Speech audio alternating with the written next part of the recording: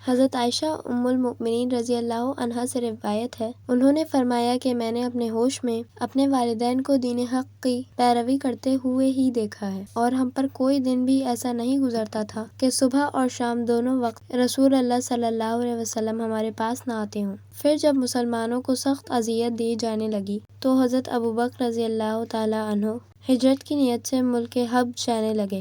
جب مقام برق الغمات پہنچے تو انہیں ابن دغنہ ملا جو قبیلہ قارہ کا سردار تھا۔ اس نے پوچھا، اے ابوبکر رضی اللہ عنہ، کہاں جا رہے؟ انہوں نے کہا، میری قوم نے مجھے نکال دیا ہے، اس لیے میں چاہتا ہوں زمین کی سیر و سیاحت اور اپنے پروردگار کی عبادت کروں۔ ابن دغنہ کہنے لگا، تمہارے جیسا شخص نہ تو نکلنے پر مجبور ہو سکتا ہے اور نہ ہی کوئی نکال سکتا ہے، کیونکہ تم تو جو چیز لوگوں کے پاس نہیں ہوتی وہ انہیں مہیا کرتے ہو، اور رشتہ داروں کے ساتھ اچھا سلوک کرتے ہو، ناداروں کی کفالت کرتے ہو، مہمان نوازی کرتے ہو، اور راہ حق میں کسی کو مصیبت آئے تو تم اس کی مدد کرتے ہو، لہٰذا تمہارا حامی میں ہوں۔ تم مکہ لوٹ چلو اور شہر میں رہ کر اپنے پروردگار کی عبادت کرو۔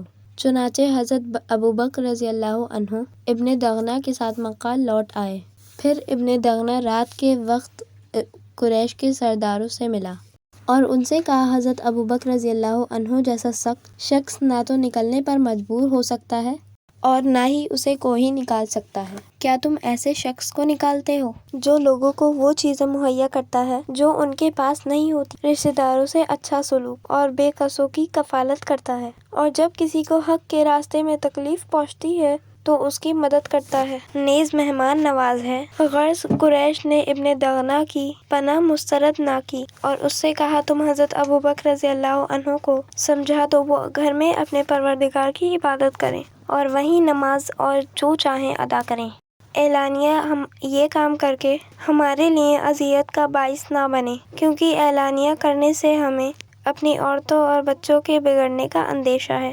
ابن دغنہ نے حضرت ابوبکر رضی اللہ عنہ کو یہ پیغام پہنچایا اور اسی شرط پر مکہ میں رہ گئے، وہ اپنے گھر میں اپنے پروردگار کی عبادت کرتے، نماز اعلانیہ نہ ادا کرتے اور نہ ہی اپنے گھر کے سوا کہیں اور تلاوت کرتے۔ پھر حضرت ابوبکر رضی اللہ عنہ کے دل میں خیال آیا تو انہوں نے اپنے گھر کے صحن میں ایک مسجد بنائی، وہاں نماز ادا کرتے اور قرآن پاک کی تلاوت فرماتے۔ پھر ایسا ہوا کہ مشرکین عورتیں اور بچے بکثرت ان کے پاس جمع ہو جاتے، سب کے سب تعجب کرتے اور آپ کی طرف متوجہ رہتے، چونکہ ابوبکر رضی اللہ عنہ بڑی گریہ زاری کرنے والے شخص تھے۔ جب قرآن مجید کی تلاوت کرتے تو انہیں اپنی آنکھوں پر قابو نہ رہتا تھا۔ یہ حال دیکھ کر سرداران قریش گھبرا گئے۔ بالآخر انہوں نے ابن دغنہ کو بلا بھیجا۔ اس کے آنے پر انہوں نے شکایت کی کہ ہم نے ابوبکر رضی اللہ عنہ کو تمہاری وجہ سے اس شرط پر امان دی تھی کہ وہ اپنے گھر میں اپنے پروردگار کی عبادت کریں، مگر انہوں نے اس سے تجاوز کرتے ہوئے اپنے گھر کے صحن میں ایک مسجد بنا لی ہے جس میں اعلانیہ نماز ادا کرتے ہیں اور قرآن پڑھتے ہیں۔ ہمیں اندیشہ ہے کہ کہیں ہماری عورتیں اور بچے بگڑ نہ جائیں۔ تم انہیں منع کرو، اگر وہ یہ منظور کر لیں اپنے گھر میں اپنے پروردگار کی عبادت کریں گے تو امان برقرار بصورت دیگر، اگر نہ مانیں اور اس پر ضد کریں کہ اعلانیہ عبادت کریں گے تو تم اپنی پناہ اس سے واپس مانگ لو، کیونکہ ہم لوگ تمہاری پناہ توڑنا پسند نہیں کرتے اور ہم ابوبکر رضی اللہ عنہ کی اعلانیہ عبادت کو کسی صورت میں برقرار نہیں رکھ سکتے۔ حضرت عائشہ رضی اللہ عنہا فرماتی کہ پھر ابن دغنہ حضرت ابوبکر رضی اللہ عنہ کے پاس آیا اور کہنے لگا، تمہیں معلوم ہے کہ میں نے تم سے کس بات پر معاہدہ کیا تھا، لہٰذا تم اس پر قائم رہو یا پھر میری امان مجھے واپس کر دو، کیونکہ میں یہ نہیں چاہتا کہ عرب کے لوگ یہ خبر سنیں کہ جس کو میں نے امان دی تھی اسے پامال کر دیا گیا۔ اس پر حضرت ابوبکر رضی اللہ عنہ نے کہا کہ میں تیری امان واپس کرتا ہوں اور میں صرف اللہ کی ہی امان پر خوش ہوں۔ اور رسول اللہ صلی اللہ علیہ وسلم اس وقت مکہ میں تھے، اور رسول اللہ صلی اللہ علیہ وسلم نے مسلمانوں سے فرمایا، مجھے تمہاری ہجرت کی جگہ دکھائی گئی ہے، وہاں کھجوروں کے درخت ہیں اور اس کے دونوں طرف پتھریلے میدان ہیں، یعنی سیاہ پتھر ہیں۔ لہٰذا یہ سن کر جس نے ہجرت کی تو مدینے کی طرف روانہ ہوا، اور اکثر لوگ جنہوں نے حبشہ کی طرف ہجرت کی تھی وہ بھی مدینہ لوٹ آئے، اور حضرت ابوبکر رضی اللہ تعالی عنہ نے مدینے کی تیاری کی تو ان سے رسول اللہ صلی اللہ علیہ وسلم نے فرمایا، ٹھہر جاؤ، کیونکہ امید ہے کہ مجھے بھی اجازت مل جائے گی۔ حضرت ابوبکر رضی اللہ تعالی عنہ نے کہا، میرے ماں باپ آپ پر فدا ہوں، کیا آپ کو اس کی امید ہے؟ آپ نے فرمایا ہاں۔ پھر ابو بکر رضی اللہ تعالیٰ عنہ نے اپنے آپ کو رسول اللہ صلی اللہ علیہ وسلم کی رفاقت کے لیے روک لیا اور اپنی دونوں اونٹنیوں کو 4 ماہ تک کیکر کے درخت کے پتے کھلاتے رہے۔ حضرت عائشہ رضی اللہ عنہا کا بیان ہے کہ ایک دن ہم حضرت ابو بکر رضی اللہ عنہ کے گھر میں دوپہر کے وقت بیٹھے ہوئے تھے۔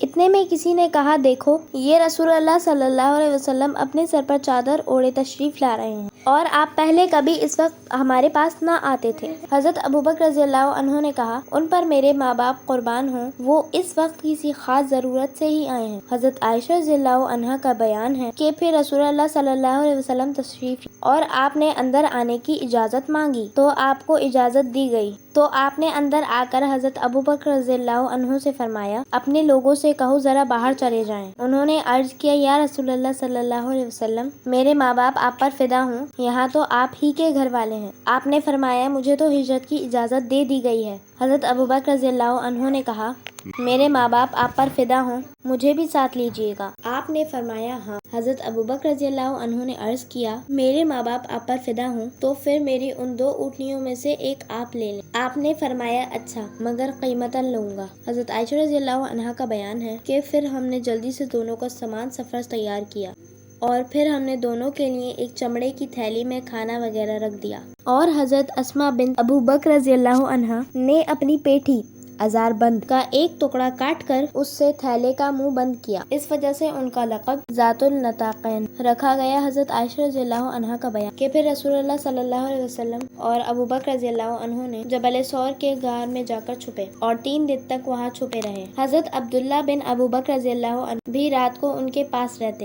وہ ایک ذہین اور زیرک نوجوان تھے۔ وہ رات کے پچھلے حصے میں واپس چلے جاتے، صبح قریش کے ساتھ مکہ میں اس طرح گھل مل جاتے جیسے رات کو وہیں رہتے ہیں۔ پھر جتنی باتیں انہیں نقصان پہنچانے کی سنتے، انہیں یاد رکھتے، رات کی تاریکی آتے ہی یہ باتیں ان دونوں کو پہنچا دیتے، اور حضرت ابو بکر رضی اللہ عنہ کا غلام عامر بن فہرہ ان کے آس پاس اس طرح بکریاں چراتا کہ جب کچھ رات گزر جاتی تو وہ بکریوں کو ان کے پاس لے جاتا۔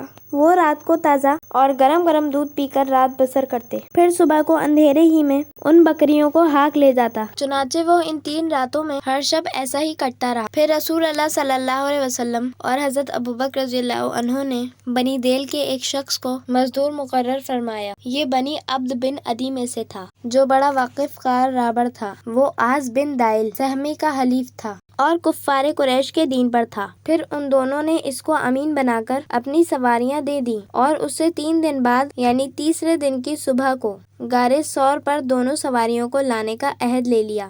چنانچہ وہ حسب وعدہ تیسری رات کی صبح کو اونٹنیاں لے کر حاضر ہوا۔ دونوں صاحب عامر بن فہرہ اور راستہ بتانے والے شخص کو لے کر روانہ ہوئے اور اس راہبر نے ساحل سمندر کا راستہ اختیار کیا۔ حضرت سراقہ بن جعشم رضی اللہ عنہ کا بیان ہے کہ ادھر ہمارے پاس کفار قریش کے قاصد آئے، جو رسول اللہ صلی اللہ علیہ وسلم اور ابو بکر رضی اللہ عنہ کے بارے میں اس امر کا اعلان کر رہے تھے، جو شخص انہیں قتل کر دے یا گرفتار کر لے کر آئے تو ہر ایک کے بدلے اس کو 100 اونٹ دیے جائیں گے۔ ایک بار ایسا ہوا کہ میں بنی مدلج کی ایک مجلس میں بیٹھا ہوا تھا، اتنے میں انہی میں سے ایک شخص آ کر ہمارے سامنے کھڑا ہو گیا اور ہم بیٹھے تھے۔ اس نے کہا، اے سراقہ، بے شک میں نے چند لوگوں کو ساحل سمندر پر دیکھا ہے اور میرا خیال ہے کہ وہ محمد صلی اللہ علیہ وسلم اور اس کے اصحاب ہیں۔ سراقہ کہتے ہیں، میں سمجھ گیا کہ یہ ہو نہ ہو وہ وہی ہیں، مگر میں نے ایسے ہی اس سے کہا وہ نہ ہوں گے، بلکہ تو نے فلاں فلاں کو دیکھا ہوگا جو ابھی ہمارے سامنے سے گئے ہیں۔ اس کے بعد میں تھوڑی دیر تک اس مجلس میں ٹھہرا رہا، پھر کھڑا ہوا، اپنے گھر جا کر خادمہ سے کہا کہ وہ میرا گھوڑا لے کر باہر جائے اور اس کو ٹیلے کے پیچھے لے کر کھڑی رہے۔ پھر میں نے اپنا نیزہ سنبھالا اور مکان کی پچھلی جانب سے نکلا، نیزے کی نوک زمین سے لگا کر اس کا اوپر کا حصہ جھکا دیا۔ اس طرح میں اپنے گھوڑے کے پاس آیا اور اس پر سوار ہو گیا، پھر اسے ہوا کی طرح سرپٹ دوڑایا تاکہ مجھے جلدی پہنچائے، لیکن جب میں ان کے قریب ہو گیا تو میرے گھوڑے نے ایسی ٹھوکر کھائی کہ میں گھوڑے سے گر پڑا۔ پھر میں نے ترکش کی طرف ہاتھ بڑھایا اور اس میں سے تیر نکال کر فال لی کہ میں ان لوگوں کو نقصان پہنچا سکوں گا یا نہیں، تو وہ بات نکلی جو مجھے ناگوار تھی، مگر میں پھر اپنے گھوڑے پر سوار ہو گیا اور تیروں کی بات نہ مانی۔ چنانچہ میرا گھوڑا مجھے لے کر پھر قریب پہنچ گیا، یہاں تک کہ میں نے رسول اللہ صلی اللہ علیہ وسلم کے پڑھنے کی آواز سنی اور آپ ادھر ادھر نہیں دیکھتے تھے، لیکن حضرت ابوبکر رضی اللہ عنہ ادھر ادھر بہت دیکھ رہے تھے۔ اتنے میں میرے گھوڑے کے اگلے پاؤں گھٹنوں تک زمین میں دھس گئے اور خود میں اس کے اوپر سے گر پڑا۔ میں نے گھوڑے کو ڈانٹا تو بہت مشکل سے اس کے پاؤں نکلے، مگر جب وہ سیدھا ہوا تو اس کے اگلے دونوں پاؤں سے دھوئیں کی طرح غبار نمودار ہوا جو آسمان تک پھیل گیا۔ میں نے پھر تیروں سے پھال لی تو پھر وہی نکلا جس کو میں برا جانتا تھا۔ آخر میں نے انہیں امان کے ساتھ آواز دی تو وہ کھڑے ہو گئے۔ پھر میں اپنے گھوڑے پر سوار ہو کر ان کے پاس پہنچا، اور جب مجھے ان تک پہنچنے میں رکاوٹیں پیش آئیں تو میرے دل میں خیال آیا کہ یہ رسول اللہ صلی اللہ علیہ وسلم کا ضرور بول بالا ہوگا۔ چنانچہ میں نے آپ کو بتایا کہ آپ کی قوم نے آپ کے متعلق 100 اونٹ مقرر کر رکھے ہیں، اور پھر میں نے آپ سے وہ سب باتیں بیان کر دیں جو وہ لوگ آپ کے ساتھ کرنا چاہتے تھے۔ بعد ازاں میں نے انہیں زادِ راہ اور کچھ سامان پیش کیا، لیکن نہ تو انہوں نے میرے مال میں سے کمی کی اور نہ کچھ مانگا، البتہ یہ ضرور کہا کہ ہمارا حال پوشیدہ ضرور رکھنا۔ میں نے ان سے درخواست کی کہ میرے لیے ایک تحریر امن لکھ دیں تو آپ نے عامر بن فہرہ کو حکم دیا، جس نے مجھے چمڑے کے ایک ٹکڑے پر سند لکھ دی۔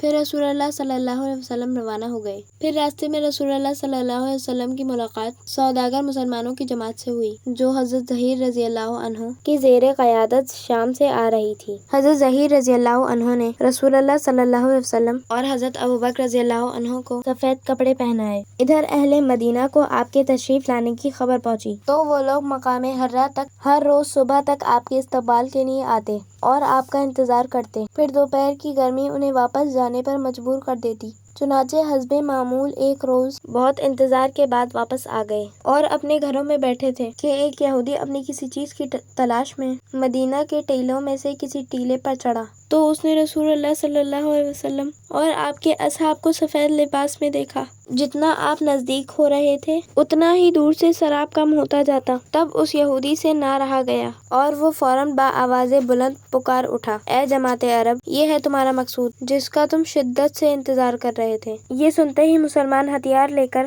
آپ کے استقبال کو دوڑے، چنانچہ مقام حرا میں ان سے ملاقات کی، انہیں ساتھ لیے دائیں جانب مڑے اور بنی عمرو بن عوف کے یہاں اترے۔ یہ واقعہ ماہ ربیع الاول سوموار کے دن کا ہے۔ الغرض حضرت ابوبکر رضی اللہ عنہ کھڑے ہو کر لوگوں سے ملنے لگے اور رسول اللہ صلی اللہ علیہ وسلم خاموش بیٹھے رہے، یہاں تک کہ وہ انصاری انہوں نے رسول اللہ صلی اللہ علیہ وسلم کو نہ دیکھا تھا تو وہ حضرت ابوبکر رضی اللہ عنہ کو ہی سلام کرتے۔ پھر جب رسول اللہ صلی اللہ علیہ وسلم کو دھوپ آ گئی اور ابوبکر رضی اللہ عنہ نے کھڑے ہو کر آپ پر اپنی چادر کا سایہ کیا، تب لوگوں نے رسول اللہ صلی اللہ علیہ وسلم کو پہچانا، چنانچہ آپ قبیلہ عمرو بن عوف میں تقریباً 10 راتیں قیام پذیر رہے اور آپ نے وہیں اس مسجد کی بنیاد ڈالی جس کی بنیاد تقویٰ پر ہے، اور اس میں رسول اللہ صلی اللہ علیہ وسلم نے نماز پڑھی۔ اس کے بعد آپ اپنی اونٹنی پر بیٹھ گئے تو اور لوگ آپ کے ساتھ چل رہے تھے، تو وہ مدینہ میں مسجد الرسول صلی اللہ علیہ وسلم کے پاس جا کر بیٹھ گئی۔ اس وقت کچھ مسلمان وہاں نماز پڑھتے تھے۔